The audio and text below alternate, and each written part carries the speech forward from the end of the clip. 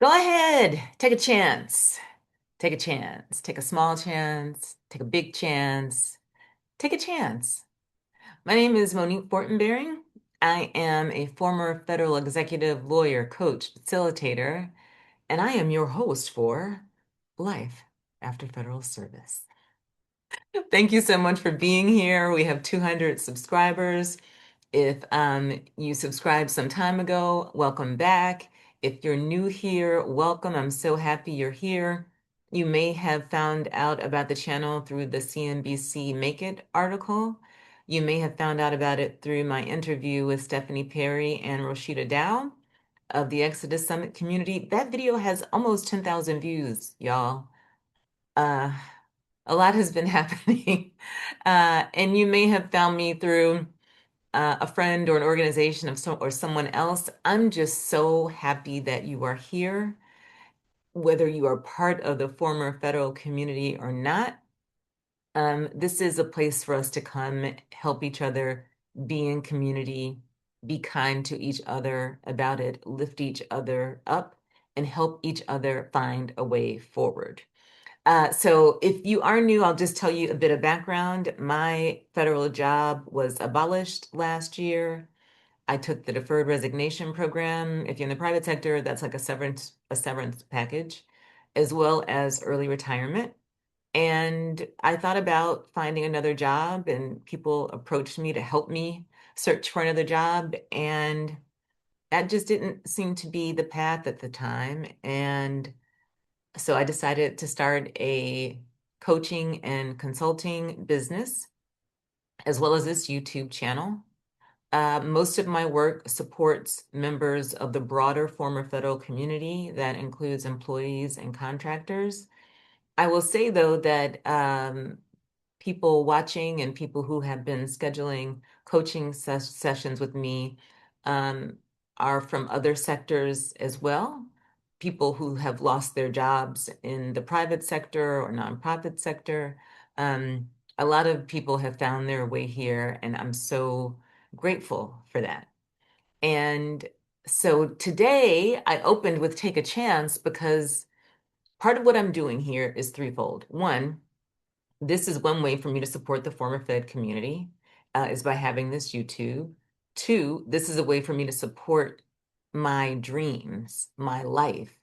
And it's a part of my life that I put on hold. I always wanted to do a podcast. I took a podcasting class during COVID, and I've been using my thumb as a microphone forever.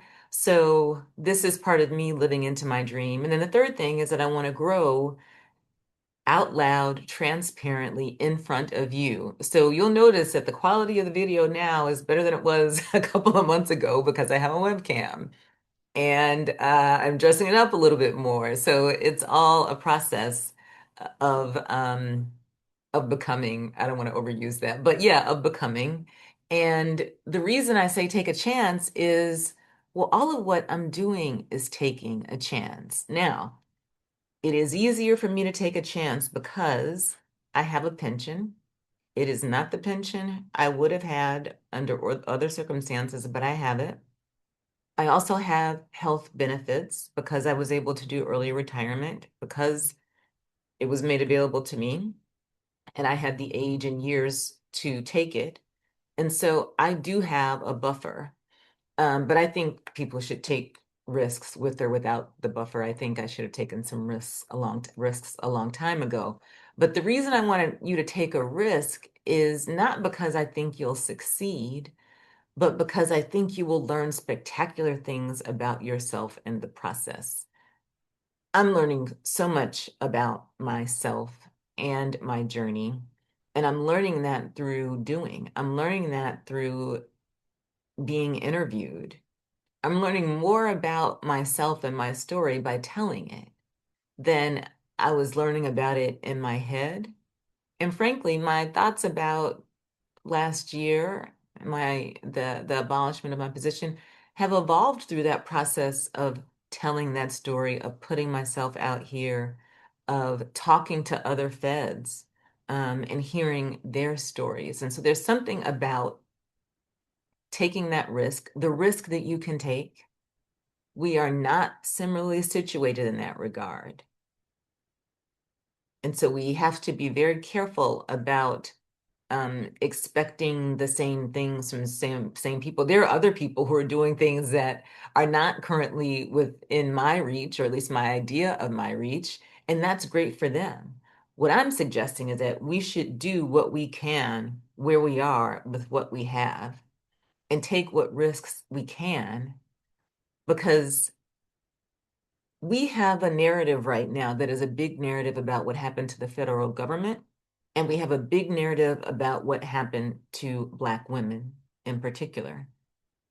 My best understanding of the stats, and I'm not comfortable yet with the sources, but my best understanding is that we were 12% of the federal workforce and 33% of the people who left the federal government last year. And even if you account for attrition, I'm such a federal nerd, or retirements that would have happened anyway, it's still a devastatingly large number. And I am not satisfied with that being the end of our story. That's why I do next chapter sessions. We always have a next chapter in us.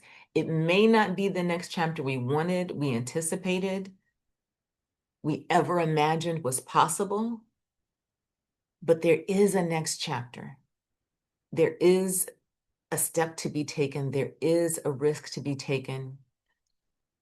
Even if we are still unemployed, even if we are underemployed, even if the bills are piling up, I believe there is possibility. I had someone ask me a question about, I don't remember the question exactly, but it had something to do about, how did you get through last year?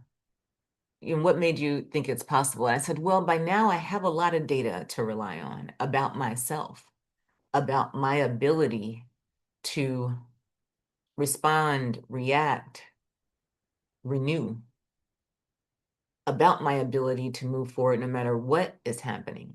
That equation right now is much more complicated. The overall job market has changed. AI has changed things. So we aren't dealing with, the normal circumstances that one might face in a life. But what I said that I didn't even know I believed was like, I know enough now about me. I know enough about community to believe that I can get through this somehow. I know enough about people who have helped me, organizations who have helped me. I know enough about that story now to more comfortably take a chance on myself and to take a risk. And so that is what you are watching me do. And I want you to do it too, because it turns the corner on the story and you begin to make new stories. And those stories are born of the actions that you are taking in your life now, whether they are currently bearing fruit right now or not. You may be applying in a different sector, a different role. You may be reskilling. You may be learning new things. You may be getting another certificate. You may be doing whatever you need to do right now to take care of yourself, your family, your community. And I applaud everything you do to move that forward. And frankly, I applaud everything you do to sit back and say, I am tired and I have had enough. There's no wrong answer right now. Temporarily giving up, that's okay. Baby steps, more than fine.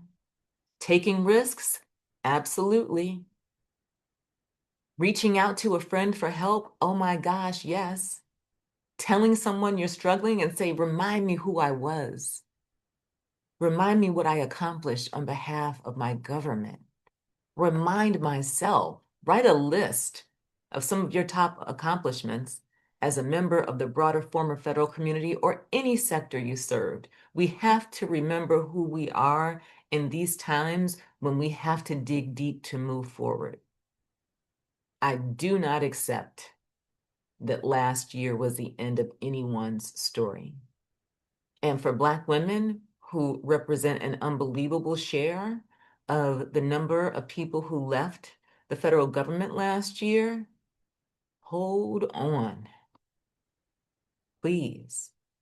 If you are aware of resources for Black women, anyone watching, if you are aware of resources that are helping Black women move forward, please put them in the comments.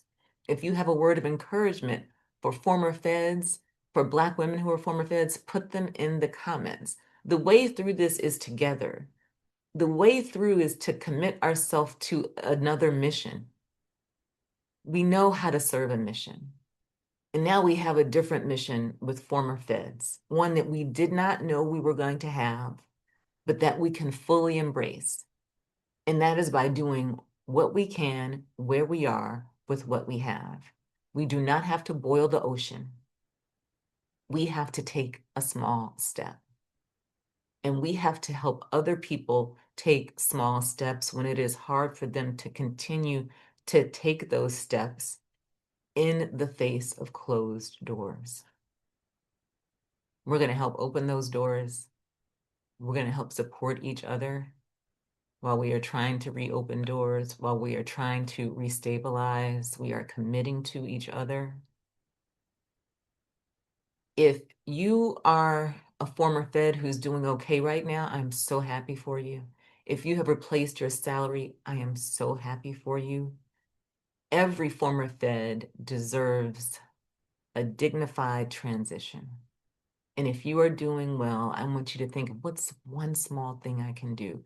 Do you have a friend to reach out to who would love to hear your voice, who would love to know that you remember them, that you're thinking of them, that you care about them? It doesn't have to be the biggest step ever. Although if you have big steps, like go ahead and take them. And if you want to talk to me about big steps, you can reach out to me at nextchaptersessions.com or info@moniquefortenberry.com. I've also shared resources that are available across the federal landscape. I'll put them in this description too. But take the risk, take the chance, face the next possible no. Rashida Dow, who was one of the women who interviewed me earlier this year, said in one setting that she wanted to have something like 300 no's this year to, I think, pitches. I don't know what kind of pitches. I think it's to be on podcasts or to do other things. And she wanted to get more no's because that meant that she was taking more chances and taking more steps. So let's take those risks. Let's rack up those no's. Let's celebrate the wins. And let's continue to take care of each other. We're going to do that here on Life After Federal Service. We're going to do it in our communities. Y'all, we have done mighty things. Think of what you have done in your career and use that data. My ops family will really love that I'm talking about data, and use that data to remind you of who you are, of who we are, and what is possible when we join forces to make a mission possible. Thank you so much for being here, and I look forward to seeing you soon. Take care.